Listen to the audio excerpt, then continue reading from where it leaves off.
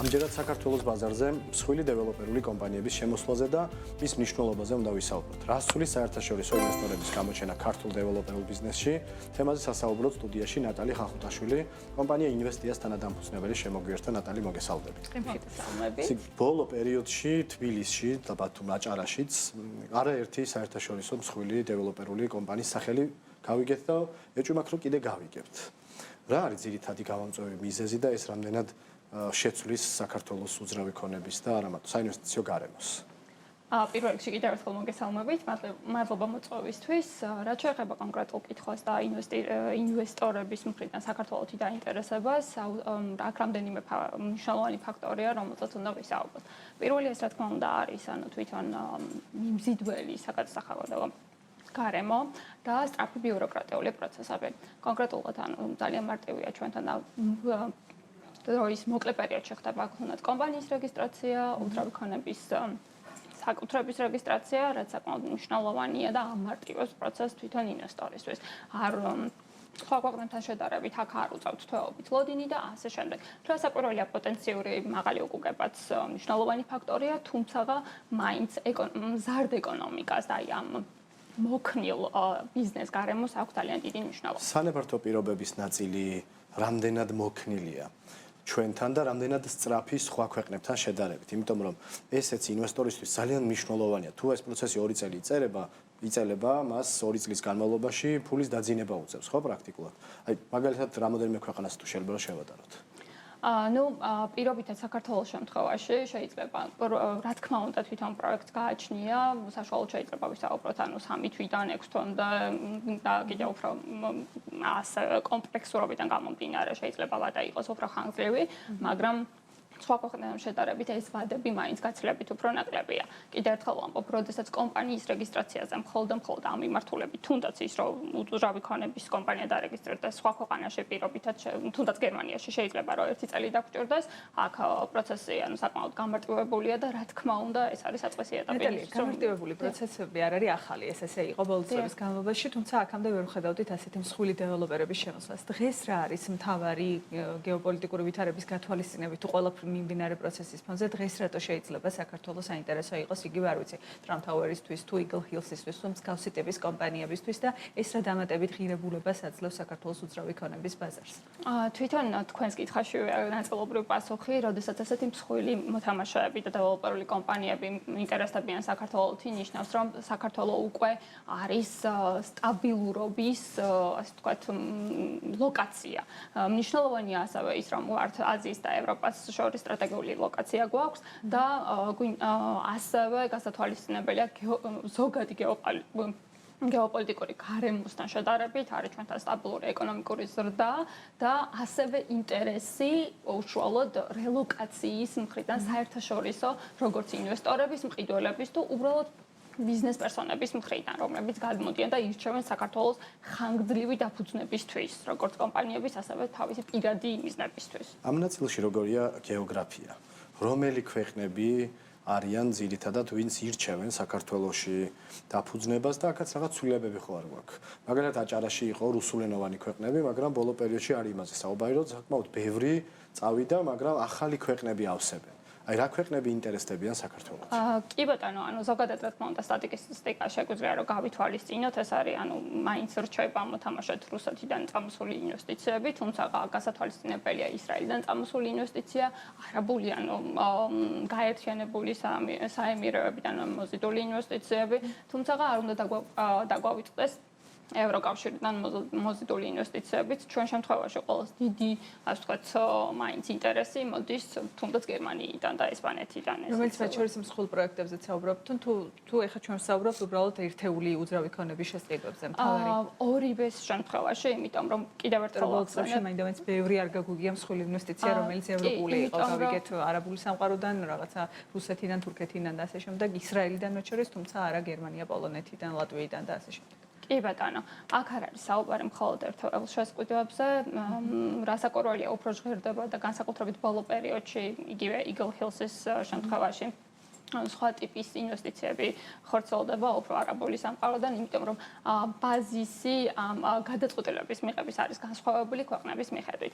უფრო მეტად სტაბილური და ციფრებზე დაყრდნობილ გადაწყვეტილებები ხდება მსხვილი მოთამაშეების შემთხვევაში და სწორედ ამიტომ გვაქვს ის დაუშვათ სურათი, რაც გვაქვს.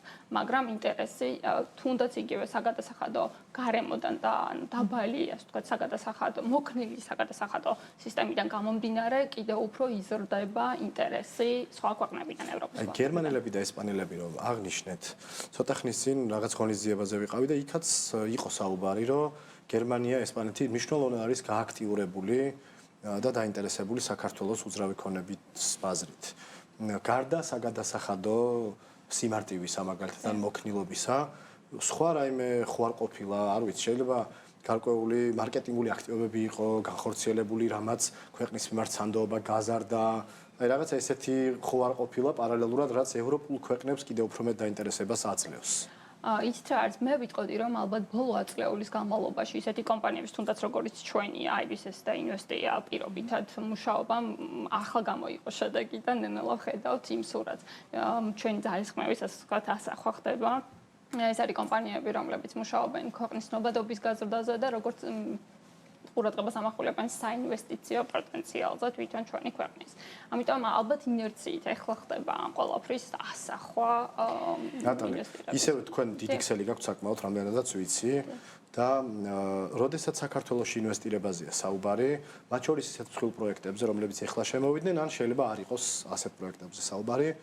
ძირითადად რომელ ქვეყნებთან შევდივართ ხოლმე კონკურენციაში და აი გადაწყვეტილებისას ტოპ 3 ქვეყანა რომელია ხოლმე, რომ საქართველო თუ კიდევ ორი სად გააკეთოს ინვესტიცია? ნუ ჩვენ შემთხვევაში რადგან აქტიურად ვოპერირებთ კვიპროსსა და დუბაიზეც და ანალოგიურ სერვისებს დამსახურებას ვთავაზობთ ამ ლოკაციაზეც, ძირითადად არჩევანი კეთდება ხოლმე საქართველოს და დუბაისა და კვიპროს შორის, თუმცა ეს ლოკაციები განსხვავდება, თუნდაც მახასიათებლებიდან გამომდინარე სეგმენტი და ინტერესებული ინვესტორის. ფასებიც რა თქმა უნდა მნიშვნელოვანია და ფასების სხვათა შორის კონკურენტუნარიანია საქართველოს შემთხვევაში, იმიტომ რომ ინვესტორის მაინც ასე თუ ისე ციფრები ყველაზე მნიშვნელოვანია და როდესაც მათ აქვს საშუალება, რომ ნაკლებ ბიუროკრატიასთან ერთად და სწრაფ პროცესთან ერთად შედარებით შესაძლოა და აუცილებელი მცირე ინვესტიცია, რა თქმა უნდა, სხვა ქვეყნებთან შედარებით განახორციელონ და მიიღონ იგივე შედეგი, რატომაც არა აღვიჩევთ საქართველოს. ნეტელი, მითია თუ რეალობა ბოლო თვეების განმავლობაში ძალიან ბევრი დეველოპერული კომპანია საუბრობდა იმაზე, რომ მიმდინარე პროცესებმა ირან-ისრაელში დამოუკიდებლობის და საომარი კონფლიქტური ვითარების ფონზე სტიმული გააჩინა საქართველოს მიმართ და საქართველოს გახდა რაღაც ახალი დუბაი და ასეთ ტიპის გზავნილები გვესმოდა. ეს რამდენად რეალობასთან ახლოს არის თუ უბრალოდ გვინდა რომ ასე იყოს და ამ ტიპის ინვესტორები მოვიზიდოთ? იცით რა, საკმაოდ ახლოს არის, განსაკუთრებით ჩემ პირადი გამოცდილებაც ამას ადასტურებს, იმიტომ რომ ინტერესი გაიზარდა, თუნდაც ამ მომენტში მუშაობ საკმაოდ დიდ პროექტზე და დაინტერესება მოდის სწორედ საემირეობიდან დეველოპერული კომპლექსის განვითარებაზე. ასე რომ, ანუ რა თქმა უნდა, გეოპოლიტიკა მნიშვნელოვანია და უპირისპირებს ინვესტორებს, რომ რაღაცა რეალი გააფართოვონ. ბოლო წლებში მნიშვნელოვნად გაიზარდა საქართველოში უძრავი ქონების ღირებულება, თუმცა ასეთი მსხვილი კომპანიების შემოსვლა იგივე Trump Towers და ასე შემდეგ ეს ნიშნავს, რომ ფასებს კიდევ უფრო მეტ, მათ შორის სტანდარტებსაც გაზრდის ადგილობრივი დეველოპერებისთვისაც. ამ ნაწილში რა რესურსი რჩება და ხედავთ თუ არა იმ საშუალებას, რომ კიდევ გაიზარდოს და მნიშვნელოვანი ფასების ზრდა გამოიწვიოს თბილისში, ბათუმში თუ საქართველოს სხვა რეგიონებში? ზოგადად ტენდენცია ყველა ქვეყანაში უძრავ ქონებასთან მიმართებაში არის ის, რომ იზრდება, სწორედ ამიტომ ითვლება უძრავი ქონება ერთ-ერთ ყველაზე სტაბილურ, შეიძლება არა ყველაზე მომგებიან, თუმცა ყველაზე სტაბილურ ხელშესახებ ინვესტიციად. ყველა ქვეყნის ფონზე, ანუ ფასების ზრდას უნდა ველოდოთ ძალიან მოკლედ რომ თქვა, თუმცა ეს პირდაპირ არ არის დაკავშირებული მხოლოდ და მხოლოდ ესეთი მსხვილი დეველოპერული კომპანიების და ინვესტორების შემოსვლიდან. ეს მიმულია, რა თქმა უნდა, თვითონ მასალების ზრდაზე, დეველოპერული თვითონ მშენებლობის ახალი რეგულაციების დანერგვაზე თვითონ დეველოპერულ კომპანიებს უჭდებათ უფრო ძვირი სამშენებლო პროექტების განვითარება და ესეც ერთ-ერთი ფაქტორია ფასების ზრდის. თუმცა ძალიან სწორად აღნიშნეთ, რომ ანუ ესეთი მსხვილი დეველოპერული კომპანიები და ინვესტორები არა მხოლოდ ფასებს ზრდიან, აქ გასათვალისწინებელია, რომ ბევრ ფაქტორზე მოქმედებს. სტანდარტებს იზრდება სხვა კომპანიებსაც რაღაცნაირად დაეწიონ. კი ბატონო, იზრდება ტექნოლოგიები, ვითარდება უფრო ენერგავენ საერთაშორისო გამოცდილებას და რა თქმა უნდა სხვადასხვა მიმართულებით. ნატალია, მთავარი კითხვები რა არის ინვესტორების მხრიდან, რაც ისმის ხოლმე და ამ ნაწილში როგორ ფიქრობთ, რა არის მნიშვნელოვანი, რომ სახელმწიფო უფრო მეტი იმუშაოს და უფრო მარტივად და რაღაცა კითხვები არ არსებობდეს მოკლედ ამ ნაწილში? კიდევ ყველაზე მნიშვნელოვანი ფაქტორი არის, რა თქმა უნდა, გამჭვირვალობა პროცესების და სამართლებრივი და ბიზნეს გარემოს, ასე ვთქვათ, ხელშეუხებლობა. ეს არის გადამწყვეტი ყოველთვის ნებისმიერი ინვესტორის მსხვილი იქნება თუ წვრილი გადაწყვეტილების მიღების მიღმა. იმიტომ რომ ყველაზე თუ არ არის სტაბილური ბიზნეს გარემო, სტაბილური ეკონომიკური ზრდა, მსგავსი ტიპის კომპანიები ნაკლებად იღებენ სარისკო გადაწყვეტილებებს. ნატალი, საინვესტიციო ლოკაციად როგორც წესი უფრო მეტად ამას ყველა სტატისტიკა გვეუბნება და აჩვენებს, განიხილება შავიზღვისპირეთი განსაკუთრებით ბათუმი. რა უნდა გააკეთოს თბილისმა და ასევე ქუთაისმა, სადაც უკვე საკმაოდ ბევრი მშენებლობა, იმისთვის რომ ეს ორი ქალაქიც მნიშვნელოვნად გაიზარდოს საინვესტიციო კუთხით და რადარებზე ეს ქალაქებიც გაჩნდეს. იცით რა არის, ანუ როდესაც დეველოპერული პროექტი ვითარდება, რა თქმა უნდა, კიდევ უკვე ვახსენეთ, რომ ვითარდება სხვა სფეროებით, როგორც არის ტურიზმი, მომსახურების სფერო, ასე შემდეგ. თუმცა ამ შემთხვევაში პირიქით შეიძლება მოხდეს, თუ გვინდა რომ მოვიზიტოთ კონკრეტულად ამ ლოკაციებზე ინვესტორები, მაშინ რაღაც ღირებული უნდა შევქმნათ, უშუალოდ აქცენტი უნდა გავაკეთოთ არამედ მხოლოდ თბილისსა და ბათუმზე, რასაც ამ შემთხვევაში ვხედავთ, არამედ ანუ რაღაც განსაკუთრებული უნდა ხდებოდეს მარტივად, როგორც აეროპორტი, თუნდაც ქუთაისის ძალიან მნიშვნელოვანი ფაქტორია.